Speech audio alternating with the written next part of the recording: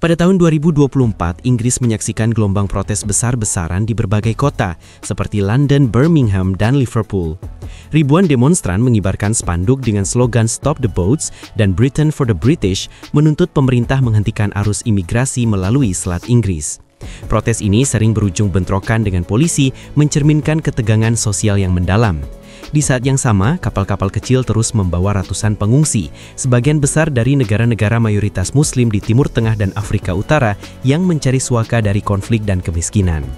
Menurut data Home Office Inggris, lebih dari 45.000 orang melakukan penyeberangan Selat Inggris pada 2023 saja, dengan angka yang terus meningkat meskipun kebijakan imigrasi yang lebih ketat pasca Brexit. Bagi sebagian warga Inggris, isu ini telah bergeser dari kemanusiaan murni menjadi kekhawatiran atas kelangsungan ekonomi dan budaya. Harga perubahan melonjak, sistem kesejahteraan terbebani, dan perubahan demografis di kota-kota besar menimbulkan rasa kehilangan identitas.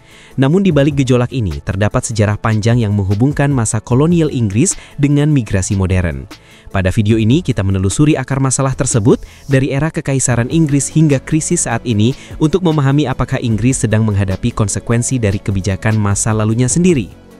Untuk memahami arus imigrasi Muslim ke Inggris saat ini, kita harus kembali ke abad 19 dan awal abad ke-20, ketika Inggris membangun Kekaisaran Britania yang menguasai seperempat dunia, termasuk wilayah mayoritas Muslim seperti India, Pakistan, saat itu bagian dari India Britania, Mesir, dan Palestina.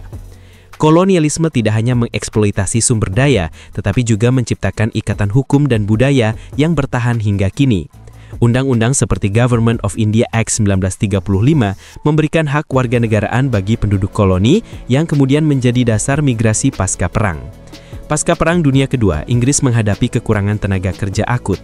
Negara itu hancur oleh bom Jerman dengan jutaan pekerja kehilangan nyawa dan terluka. British Nationality Act 1948 secara eksplisit membuka pintu bagi warga dari bekas koloni Commonwealth untuk bekerja dan tinggal di Inggris tanpa visa. Ribuan imigran tiba, termasuk dari Asia Selatan seperti Pakistan dan Bangladesh, dan Karibia, mengisi kekosongan di sektor manufaktur, transportasi, dan layanan kesehatan. Pada 1950-an, pelaut Pakistan membangun komunitas di pelabuhan seperti Liverpool, sementara pekerja tekstil dari Bangladesh menetap di London Timur. Perubahan ini mengubah lanskap sosial. Kota-kota seperti Birmingham dan Manchester, yang dulunya didominasi budaya Anglo-Saxon, kini dipenuhi masjid di sebelah pub tradisional, aroma masakan kari bercampur dengan fish and chips, dan aksen Urdu dan Bengali bergema di jalanan. Menurut sensus 1961, populasi imigran dari Commonwealth mencapai sekitar 500.000 orang, naik menjadi 1,2 juta pada 1971. Generasi pertama berjuang beradaptasi, sering menghadapi diskriminasi, sementara generasi kedua tumbuh dengan identitas hybrid, sebagai warga Inggris tetapi terikat pada akar budaya asal. Media mulai membingkai multikulturalisme sebagai tantangan dengan laporan tentang ketegangan rasial seperti kerusuhan Notting Hill pada 1958. Ironisnya, apa yang Inggris tanam melalui kolonialisme, hubungan global dan hak warganegaraan, kini kembali dalam bentuk migrasi damai, bukan penaklukan militer. Memasuki abad ke-21, pola migrasi berubah dari ekonomi menjadi kemanusiaan. Awal 2010-an menandai puncak krisis pengungsi global, dipicu oleh konflik di wilayah mayoritas Muslim. Perang saudara di Suriah sejak 2011 telah memaksa lebih dari 6,8 juta orang mengungsi menurut UNHCR. Serupa di Afghanistan, di mana invasi NATO dipimpin Amerika Serikat dan sekutu termasuk Inggris pada 2001 dan penarikan pasukan pada 2021 menyebabkan kekacauan Taliban. Libya runtuh pasca intervensi NATO 2011, sementara Sudan dan Somalia terus dilanda konflik etnis dan kelaparan. Bagi pengungsi ini, Eropa menjadi tujuan utama, dengan Inggris menarik karena citranya sebagai negara hukum dan kesejahteraan. Banyak yang melintasi Mediterania atau Selat Inggris dengan kapal karet murah, perjalanan berisiko tinggi yang menewaskan ratusan orang setiap tahun. Data Royal National Lifeline Institution atau RNLI mencatat lebih dari 100 kematian di Selat Inggris sejak 2018. Pada 2022, Home Office melaporkan 28.000 penyeberangan ilegal, mayoritas dari Iran, Albania, dan Suriah, dengan 70% pengaju suaka berasal dari negara mayoritas Muslim. Pemerintah Inggris merespons dengan kebijakan tegas, termasuk Illegal Migration Act 2023 yang membatasi hak suaka bagi pendatang tidak resmi, dan rencana deportasi ke Rwanda yang kontroversial. Namun arus tetap mengalir, dengan ratusan mendarat di pantai Dover setiap bulan. Masyarakat Inggris yang sudah lelah dengan dampak Brexit pada ekonomi melihat ini sebagai beban tambahan. Sekolah overcrowded, antrian rumah sosial memanjang, dan biaya NHS meningkat.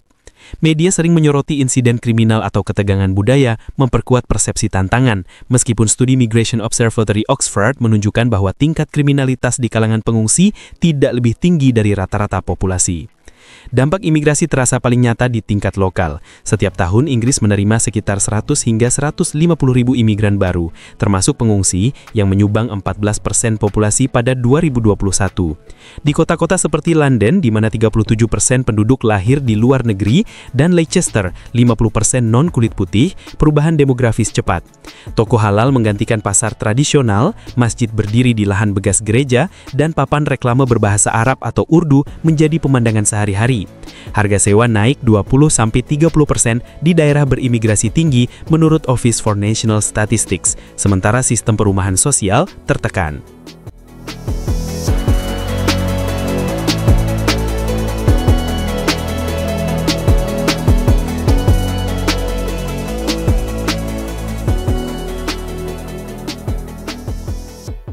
Pemerintah menghadapi dilema, mempertahankan komitmen Konvensi Pengungsi 1951 yang Inggris tanda tangani versus tekanan politik untuk mengontrol perbatasan.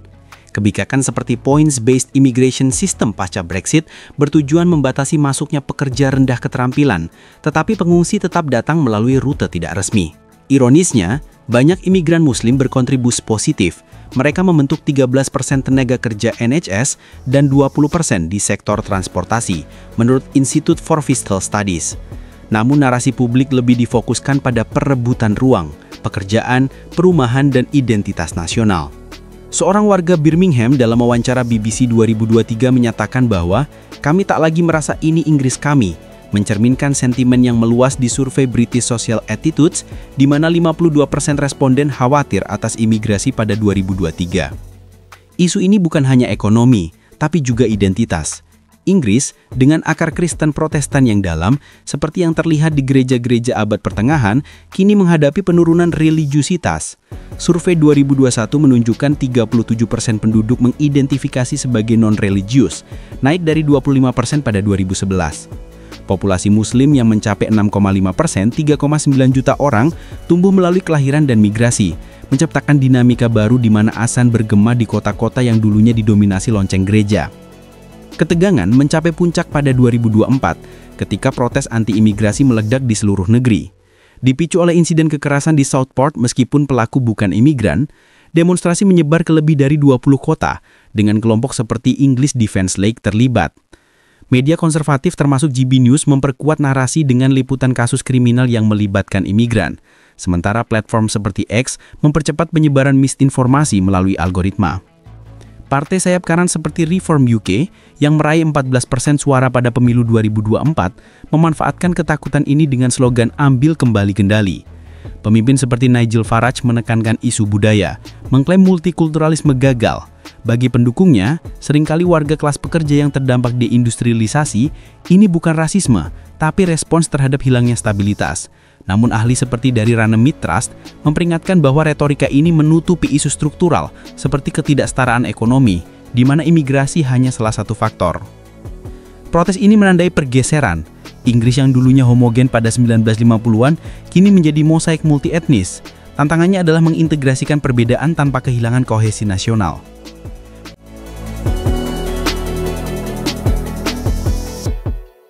Pada tahun 2025 menyaksikan eskalasi protes anti-imigrasi dengan tema utama imigrasi, hak asasi, dan ketidakpuasan ekonomi.